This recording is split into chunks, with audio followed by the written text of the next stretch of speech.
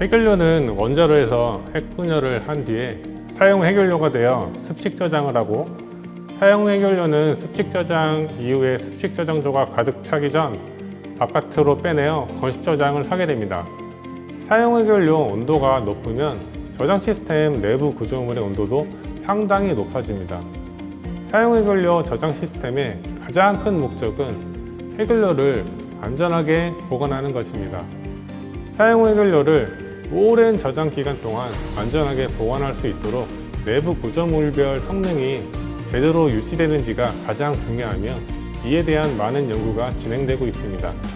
시간에 따라 성능이 저하되는 것을 열화라고 합니다. 열화 평가의 가장 기본이 되는 것은 온도이며, 저희는 사용 해결료를 모사한 등가 해결료 집합체를 설계 제작하여 사용 해결료가 저장 과정 동안 겪을 수 있는 피복 간의 온도 및 저장 내부 환경의 데이터를 확보할 수 있는 시험 장치를 개발하였습니다. 첫 번째, 불활성 기체인 헬륨, 물, 공기 등의 다양한 내부 분위기에서 시험을 할 수 있습니다. 내부 압력은 대부분의 저장 시스템을 커버할 수 있는 0에서 5 바로 설계를 하였고, 가장 중요한 특징은 헬륨에서 장기간 시험을 할 수 있도록 설계를 하였습니다.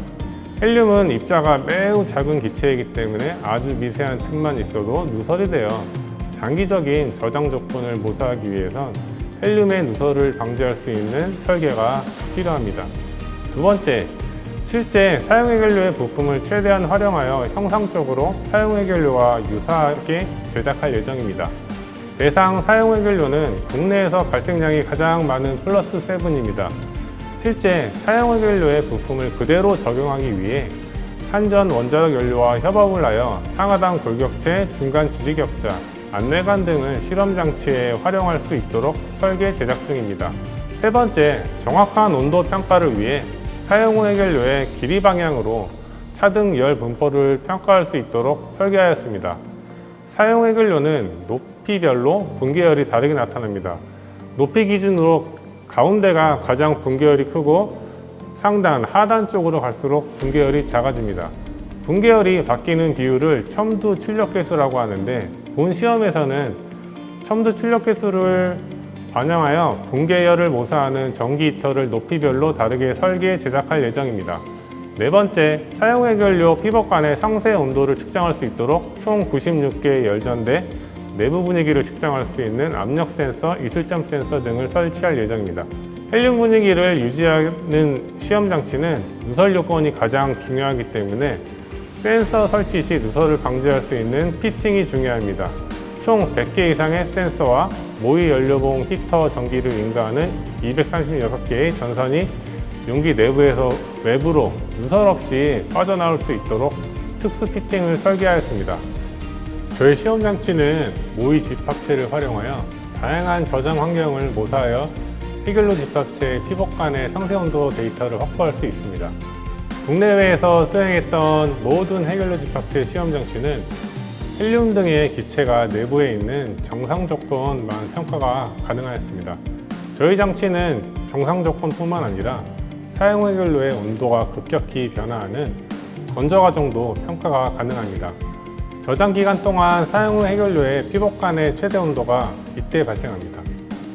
정상 조건뿐만 아니라 과도 저장 과정인 건조 과정까지 해결료 피복 간 온도 측정이 가능한 시험 장치를 국내 최초로 설계 제작할 예정입니다. 사용 해결료 저장 시스템의 열적 안전성 평가는 대부분 해석적으로 이루어집니다. 일반적으로 전산 유체 해석 코드를 사용하여 평가를 하는데, 해석 결과 검증을 위한 국내 시험 데이터는 매우 부족하여 9개의 시험 결과를 기준으로 평가해야 하는 경우가 많았습니다.